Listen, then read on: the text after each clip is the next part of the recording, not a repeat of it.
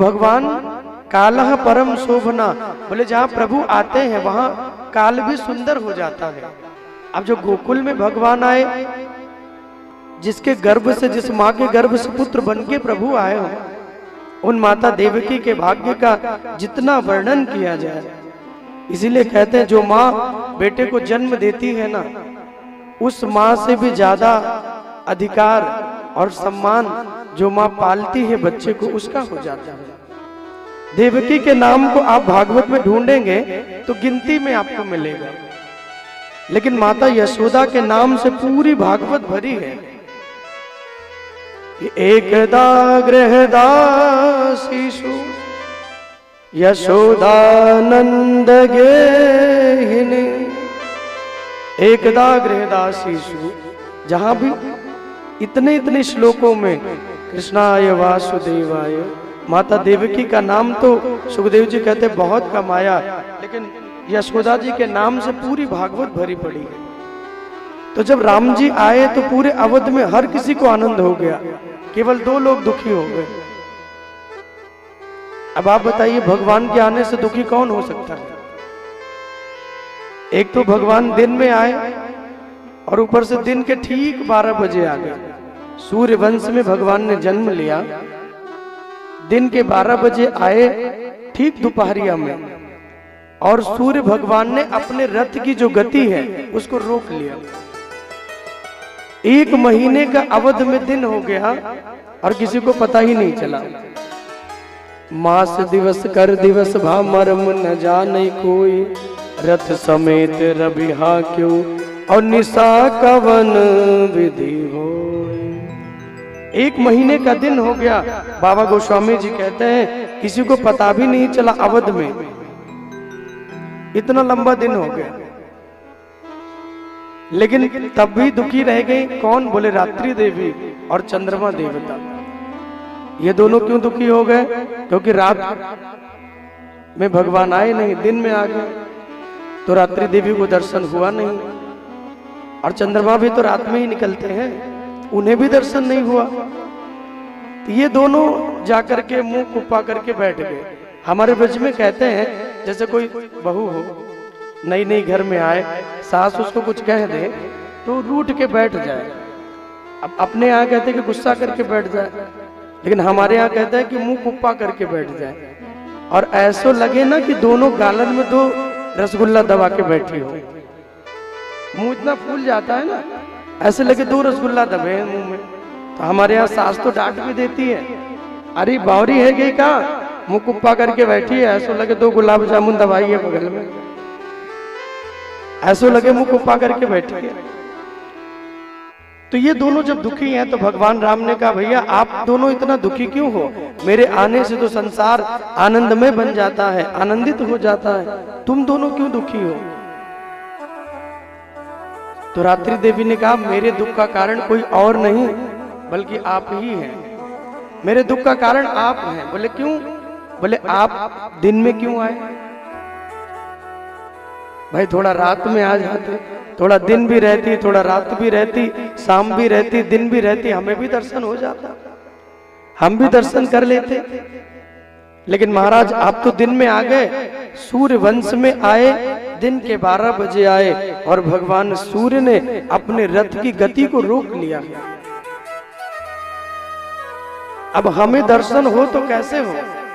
हम भी दर्शन करना चाहते हैं, कैसे करें? गुरुदेव भगवान कहते हैं कोई बात नहीं, भगवान राम या प्रभु जी जो उनके द्वार पे आ जाए वो कभी खाली हाथ थोड़ी जाता है। ये कल्प वृक्ष है भैया, श्रीमद् भागवत कल्प वृक्ष है। जो कल्प वृक्ष के नीचे इसकी छत्र छाया में बैठ जाता है उसे कुछ मांगना भी नहीं पड़ता, जो मन में कामना हो वो गोविंद पूर्ण कर देते हैं। राधे राधे बोलना पड़ेगा, जोर से बोलना पड़ेगा। मन की जो कामना होगी कल्प वृक्ष से मांगना नहीं पड़ता। मन में इच्छा होगी कुछ पाने की तो वो प्राप्त हो जाता है। तो भागवत भी कल्प वृक्ष ही है। सारे पुराणों में भागवत को इसीलिए तो श्रेष्ठ कहा गया। भगवान राम कहते हैं कि आप चिंता मत करिए, हम जब दिन में आए हैं, 1 महीने का दिन हो गया तो कोई बात नहीं, रात्रि देवी आप रूठ के मत बैठो, हम आपको ये आशीर्वाद देते हैं जब मैं राम से कृष्ण बन के आऊंगा और द्वापर में आऊंगा तो 1 महीने का नहीं, तुम्हारे लिए 6 महीने की रात्रि बना दूंगा, जितना आनंद लेना हो उतना आनंद लीजिएगा, तुम्हारे लिए 6 महीने की रात्रि हो जाएगी। और जब गोकुल में भगवान आए तो वो रात्रि भी 6 महीने की हो गई। हम लोग तो कल 1-2 घंटे तक ही आनंद ले पाए नंद उत्सव में, लेकिन ब्रजवासियों के विषय में सोचिए, ब्रजवासी तो 6 महीना तक, इतनी लंबी रात हो गई, 180 रात्रि तक भगवान के उत्सव का आनंद ही लेते रहे। साधारण सा बालक भी जब घर में जन्म लेता है तो कितना आनंद आ जाता है, कितनी प्रसन्नता हो जाती है। और जहां भगवान ही पुत्र बन के आ जाए, जहां नारायण ही अवतार ले ले पुत्र बन के, वहां का आनंद कितना होगा, कितना गुना वहां का आनंद होगा। चंद्रमा दौड़े दौड़े आए, चंद्रमा ने कहा प्रभु हमें भी कुछ दीजिए, क्योंकि आप रात में आए नहीं तो हमको दर्शन हुआ नहीं। तो राम जी कहते हैं कोई बात नहीं, तुम्हारे नाम को मैं अपने नाम से जोड़ लेता हूं। धरे नाम गुरु हृदय विचारे, गुरुदेव हमारा नाम रखेंगे राम, लेकिन चूंकि तुम मेरे शरण में आए हो और शरण में जो मेरे आता है, भगवान कहते हैं वो पापी ही क्यों ना हो, मैं उसे भी पावन बना देता हूं। पतितों को पावन करना ही तो मेरा काम है, जो मेरी शरण में आए उसे मैं पावन कर देता हूँ। चंद्रमा के नाम को भगवान ने अपने नाम से जोड़ लिया। दुनिया कहती थी राम, और हो गए बोले रामचंद्र भगवान की जय हो। तो राम जी या भगवान के द्वार तो ऐसे हैं बोले जो सब के लिए खुले रहते हैं, बस कोई आए तो सही, जो ना आए वो उसकी किस्मत है। जो इस द्वार पे आता है वो खाली हाथ नहीं आता। किसी ने कहा कि हमको नहीं मिला, तो याद रखिए मेरे भाई बहन, जो जितना बड़ा पात्र लेके आएंगे भागवत जी से उनको उतना ही मिलेगा। आप अपने हृदय के पात्रता को बढ़ाइए, हृदय के पात्र को बढ़ाइए। जितना पात्र बड़ा करेंगे उतना उसमें जल अमृत, कथा का अमृत आप भर लेंगे। कोई बाल्टी लेके आए तो बाल्टी भर लेके जाए। अब कोई चम्मच लेके आए और कहे कि हमको ड्रम के बराबर नहीं मिला, ये तो उसकी गलती है ना। भागवत का पीयूष तो बह रहा है, जो जितना पी ले, जो जितना ग्रहण कर ले, जो जितना पात्र में रख ले, वो उतना भाग्यशाली है। और याद रखिए उतना ही मिलता है जितना भाग्य में होती है। आप देखिए आज बैठे हैं और आप जब मिलने आए थे तो हमने कहा कि आज सुन के जाइएगा। आपके भाग्य में आज भगवान की कथा रही, इसलिए आप श्रवण कर रहे हैं। नहीं तो क्या मालूम कितने मुसीबतें आ जाती हैं, फोन आ जाता है, ये काम है, ये है, वो है। तो भाग्य में ना हो तो हम चाह के भी नहीं प्राप्त कर पाते। और भगवान की कथा यदि भाग्य में है तो ना चाहते हुए भी भगवान के द्वार हम पहुंच ही जाते हैं, श्रवण कर ही लेते हैं। इसलिए मेरे बंधु, जो भाग्यशाली लोग हैं, जो आप जैसे लोग हैं, जो बड़े भाग्यशाली हैं, हमारे ब्रज में कहते हैं कि वो हैं अभागे जो बढ़े नहीं आगे, कि वो हैं अभागे जो बढ़े नहीं आगे, अभाग्य तो उनकी जागे जो मेरे प्रभु जी की कथा में लागे। जो भगवान की कथा में लग गए, यहाँ आके बैठ गए, श्रवण कर लिया, श्रवणों में पड़ गया, ना चाहते हुए भी सुन लीजिए, अगर अंदर उतर जाएगा तो कल्याण अवश्य ही करेगा। दुनिया में तो कितने दिन हम लोग रहते हैं, 365 दिन तो दुनिया की चर्चा को, दुनिया के अवगुणों को सुनते ही हैं। बस 7 ही दिन तो मिलता है जीवन में अपने कल्याण के लिए।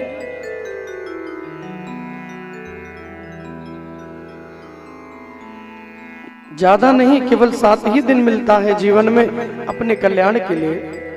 राजा परीक्षित के जैसा त्याग जो जीवन में करे, उसे 7 ही दिन में भगवान मिल जाते हैं। जब उनको श्राप लगा ना, तो परीक्षित जी ने एक पल गंवाए बिना अपना सर्वस्व छोड़ दिया, अपने राज्य को छोड़ा, अपने वस्त्रों को छोड़ा, अपने धन मोह ममता परिवार सबको छोड़ दिया, क्योंकि जानते हैं अभी 7 ही दिन है। इन 7 दिनों में हम गोविंद को मना के उनकी शरणागति में रह के जो प्राप्त कर लेंगे वही जीवन में मेरे काम आने वाला है। और जितने भी लोग दुनिया में हैं, यहाँ इस दुनिया में धन दौलत वैभव हर चीज काम आती है, लेकिन जब भगवान के यहाँ हम जाते हैं ना, तो वहां कोई धन, कोई वैभव, कोई गाड़ी, कोई मकान, कोई दुकान, किसी की चर्चा नहीं होती। फिर बोले वहां तो केवल और केवल हमारे सत्कर्मों की चर्चा होती है। वहां केवल और केवल सत्कर्मों की चर्चा होती है। बस जो जितना सत्कर्म करे ऐसी कमाई कर चलो जो साथ जा सके, और मुसीबत पड़े प्यारे तो तुम्हारे काम आ सके। आप धन कमाइए, वैभव कमाइए, हर चीज करिए, लेकिन सत्कर्म रूपी धन भी, पुण्य का बैलेंस भी अपने जीवन में बनाइए। इतने धर्म कर्म जीवन में होते रहे, कथा श्रवण होती रहे कि जीवन का कल्याण होता रहे। कालः परम शोभनः, भगवान आए तो काल भी सुंदर हो गया। श्री सुखदेव जी महाराज कहते हैं, एक एक पुत्र को कंस ने मार दिया था। 7वें में बलराम जी आना चाहते हैं, तो योग माया को भगवान ने आदेश दिया, बोले बलराम जी के अंश को ले जाओ और रोहिणी जी के उदर में रख दो। रोहिणी जी कौन है?